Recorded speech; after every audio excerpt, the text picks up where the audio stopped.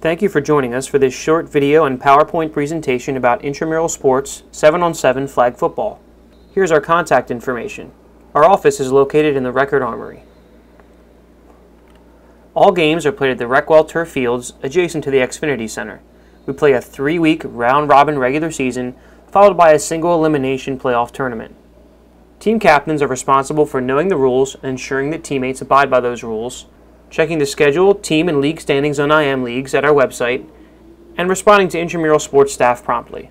For a full list of our policies, head to our website, reckwell.umd.edu, and then click on Intramural Sports and Policies. We are piloting a new concussion management program. Our goal is to provide information to participants regarding the signs and symptoms of concussions. All participants will be asked to watch a short informational video and answer 4 questions about concussions. We hope you take the opportunity to participate. Game time is forfeit time. Teams caught using ineligible players will be issued a forfeit, and teams that receive 3 unsportsmanlike conduct penalties or 2 unsporting ejections in the same game will be issued a forfeit. Again, game time is forfeit time. If you know your team can't show up, notify the intramural office that you will not show up to play and you'll be given a default. Your team will still lose the game, but you won't be charged the $40 forfeit fee. You're permitted to default once per season.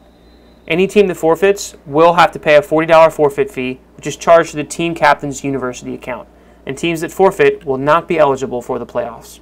Some rules of the game. We play 4 10-minute quarters with a running clock. The clock will stop at 2 minutes in the first half and then run continuously until halftime. The clock will only start and stop the last 2 minutes of the fourth quarter for incomplete passes, touchdowns, out of bounds, first downs, and penalties. Each team is entitled to 3 timeouts per game. Shoes with metal cleats, boots, and sandals are prohibited. Shorts or pants with pockets or belt loops are prohibited. Shirts must be tucked in. Jewelry is illegal and shall not be worn. No pockets. Seriously, we will not let you play if you have pockets. The game will begin with a coin toss, and the options extended to the teams for each half are defense or offense, or which goal they choose to defend. The winner of the coin toss may elect to defer their option to the second half. This does not mean that teams automatically switch at halftime. The offense is responsible for their ball. Don't toss the ball to the official. Teams can take the ball to the huddle and bring it to the line themselves. Note our mercy rule, and that there are no fumbles in flag football. The ball is dead when it hits the ground. On 4th down, teams must declare if they're going for it or punting. There are no fake punts. The receiving team may advance an untouched punt. Only 1 forward pass is allowed per down, and all players are eligible receivers. If a player's flag belt falls off inadvertently, they are still live and can be down by contact if they are tagged with one hand between the shoulders and the knees. Some co-rec rules about open and closed plays. During a team's offensive possession, you cannot have 2 consecutive legal forward pass completions from a male to a male. This rule also applies to the try. If a male passer completes a legal forward pass to a male receiver, the next legal forward pass completion must involve a female passer or a female receiver for positive yards. Otherwise, the play will remain closed. The spot where the ball becomes dead by rule must be beyond the scrimmage line, aka positive yardage. Co-rec is played with 8 players, 4 on 4.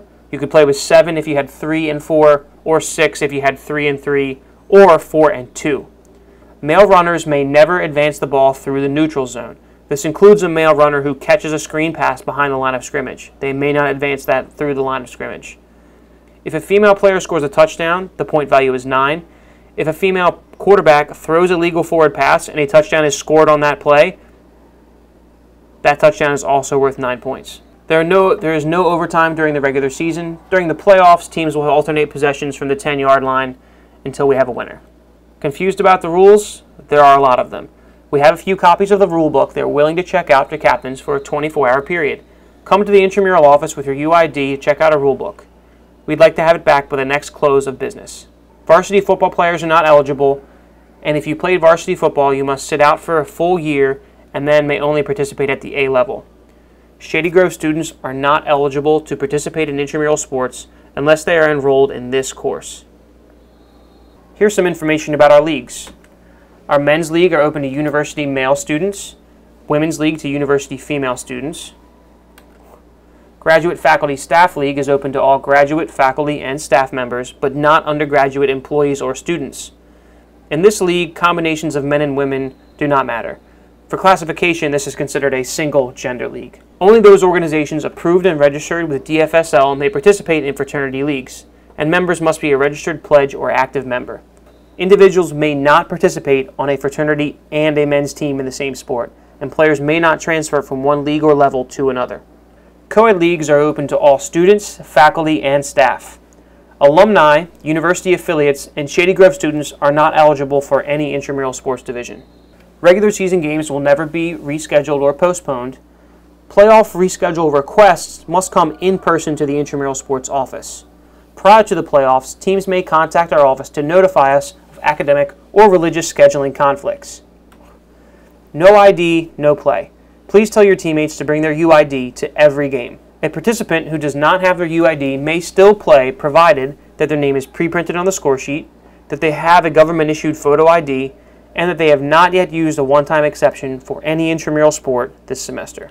Before every game, check in with your UID at the check-in table, check to confirm your field, be present at the pregame captains meeting, and check out jerseys as needed. You will need your UID for this. Captains and teams are responsible for the conduct of their players and followers.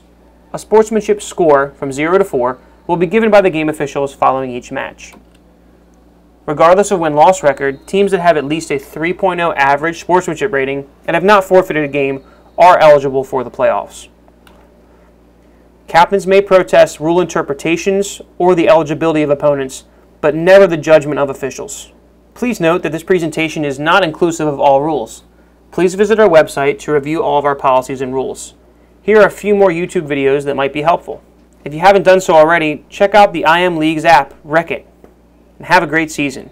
Want more flag football? The University of Maryland hosts a NERSA Regional Flag Football Tournament. This year we're playing November 13th to 15th. Do you think your team has what it takes to compete against top teams from other schools around the region? Let us know by emailing us.